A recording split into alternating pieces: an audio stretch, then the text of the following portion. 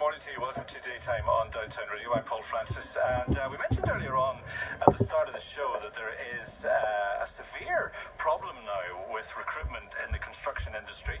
Something like 60% of builders in Northern Ireland say that the shortage of skills are negatively impacting on their business, and 67% say that the skills shortage means that they haven't been able to grow their business as fast as they would like to, and young people are not going into the trades because of difficulty in finding suitable apprenticeships. On the line with me now is Hayley Ellis from the Federation of Master Builders, who's been looking into this and studying it. Hayley, good morning to you. Hello. And a very good morning to you. Can you hear me well? Yes. Yeah. Tell me, what's the problem at the moment? The problem is that we just haven't trained enough people in the construction sector over recent years. I think the last year that we've got figures for apprenticeship completions is 2013, when we only trained 7,000 apprentices, but the figures show that we actually need at least 35,000 skilled people in the industry to take up those roles and fill in those gaps, which is why our members are struggling to complete the work that they have to do, because they don't have enough skilled people to do the jobs. 35,000 people is across the entire UK, but in Northern Ireland obviously it's a smaller number. Yeah. Do you think this is because young people possibly think that with the downturn in the construction industry that there's no future at the moment in it? Well, it's definitely the upswing just now. There's a lot of jobs available in construction, and there's upward pressure on wage rates as well as a result of that.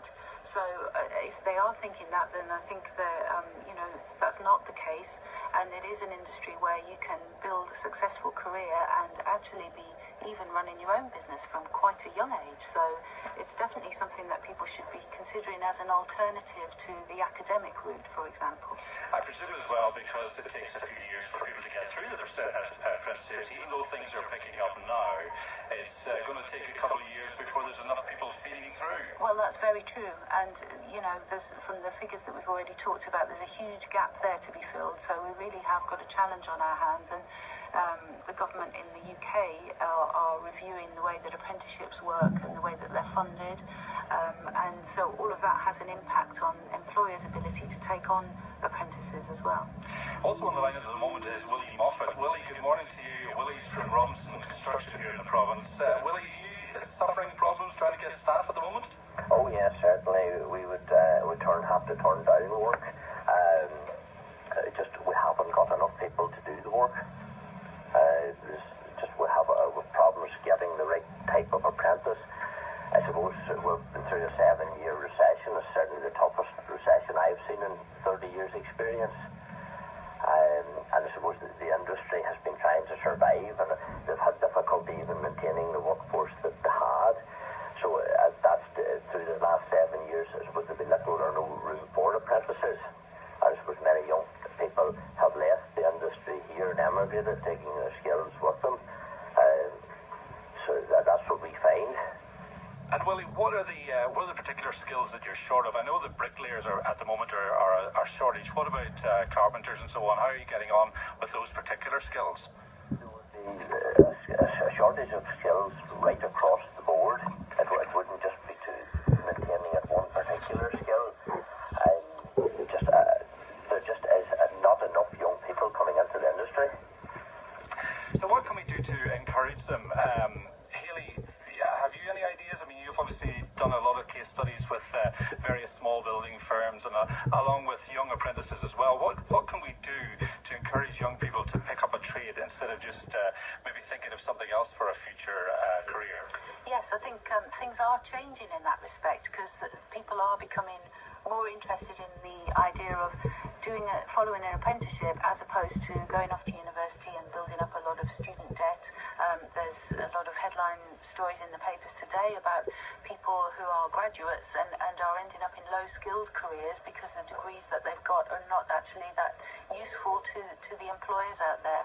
So it's definitely something that people should be thinking about in terms of building a sustainable career for the future. There isn't an industry out there that promises you a job for life, and construction is no different from that. It has its ups and downs, but once you've got those skills, some of those are transferable to other sectors, and particularly site management, that kind of thing, but also I'm sure Willie would agree that a really good skilled carpenter, a bricklayer, a craftsman is usually going to be able to find work. So we would definitely recommend that young people out there consider an apprenticeship in construction as a really good career option for them.